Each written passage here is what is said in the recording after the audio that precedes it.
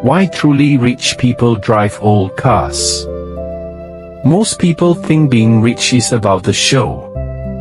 It's about the Ferrari, the Range Rover, the watch that costs more than a year's salary, and the house that looks like a museum.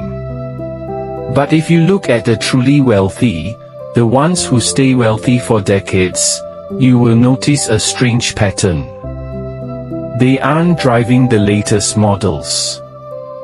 They aren't chasing the newest upgrades. Often, they are driving cars that are 5, 10, or even 15 years old. Why? Is it just frugality? Or is it a deeper understanding of how money actually works? Today, we are going to break down the cold, hard math of why the truly rich drive old cars, and why your obsession with looking rich is the exact thing keeping you poor. Section 1. The Depreciation Trap. Let's start with the most basic economic principle of a car, depreciation. A new car is a depreciating asset. The second you drive it off the lot, it loses 10 to 20% of its value. By the end of the first year, you've lost up to 30%. Now, imagine you buy a luxury car for $80,000. In 5 years, that car might be worth $30,000. You haven't just spent $80,000, you have effectively burned $50,000 into thin air. The rich don't hate spending money, they hate wasting it. When you buy a brand new luxury vehicle, you are paying a premium just to be the first person to sit in the seat. The wealthy person buys that same car 3 years later, after the original owner has taken the massive depreciation hit. They get 90% of the same car for 50% of the price. Section 2. The concept of opportunity cost. Here is where the math gets dangerous for the average person. Every dollar you spend on a car isn't just that dollar, it's the potential that dollar had to grow. If you take that $50,000 loss from our previous example and instead invest it into a diversified portfolio or a business with a 10% annual return, that money would double every 7 years. The wealthy understand opportunity cost. When they choose an old car, they aren't choosing cheap. They are choosing to keep their capital working. They understand that a car is a tool to get from point A to point B. If an old Toyota gets you there just as reliably as a new Mercedes, the Toyota is, mathematically, the smarter business decision. They would rather have their money sitting in an asset that pays them, rather than a depreciating metal box sitting in their driveway. Section 3. The psychology of status versus security.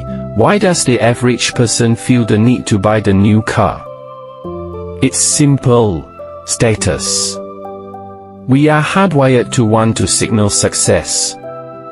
We think that if we drive the car the wealthy drive, people will think we are wealthy. But there is a massive difference between being rich and looking rich. Looking rich is expensive. It requires constant income just to maintain the appearance. Being rich is quiet. It's boring. It doesn't need external validation. The truly wealthy have already reached a level of security where they no longer feel the need to impress strangers. They have internal scorecards. They don't care if their neighbor thinks they are struggling because they drive an old car.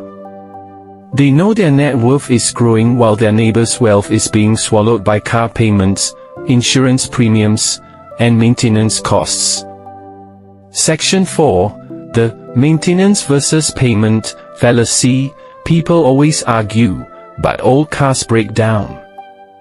I'll be paying for repairs.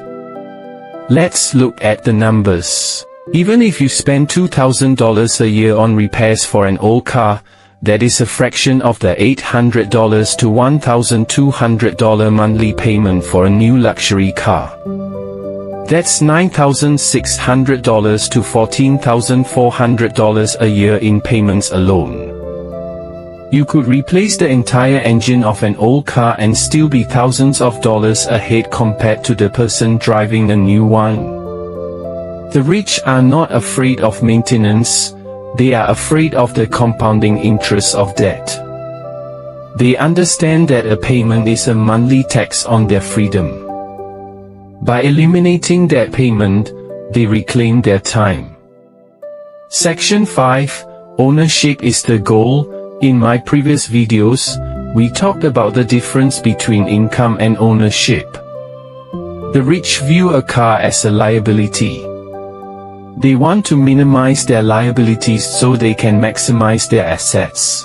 When you stop needing the approval of your boss, your colleagues, and your social circle, you stop buying things you don't need with money you don't have.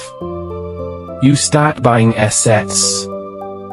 You start buying shares in companies, real estate, or tools for your business. The car stops being a status symbol and becomes exactly what it is, a utility. The moment you stop worrying about how your car makes you look, you start worrying about how your money can make you more money. Section 6, The Wealth Machine Mindset. Think about your life as a machine. Your goal is to keep the machine running with as little fuel as possible, so you can produce the maximum output. Every luxury purchase is a leak in that machine. Rich people drive old cars because they want to build a wealth machine that eventually pays for their lifestyle. They aren't going to buy the luxury car until the assets themselves pay for it. They wait until the dividends from their investments can cover the cost of the car. And by the time they can afford it, they've developed the mindset of an investor. They look at the car and realize they'd rather have the investment income. It becomes a cycle of discipline. Conclusion: the real freedom. So, the next time you see a millionaire in a 10-year-old vehicle, don't think they are being cheap. Understand that they have mastered the most important lesson in finance. The most expensive thing you can buy is a lifestyle you cannot afford. True wealth isn't the car you drive. True wealth is the ability to walk away from your desk, the ability to sleep at night without worrying about debt, and the ability to control your own time.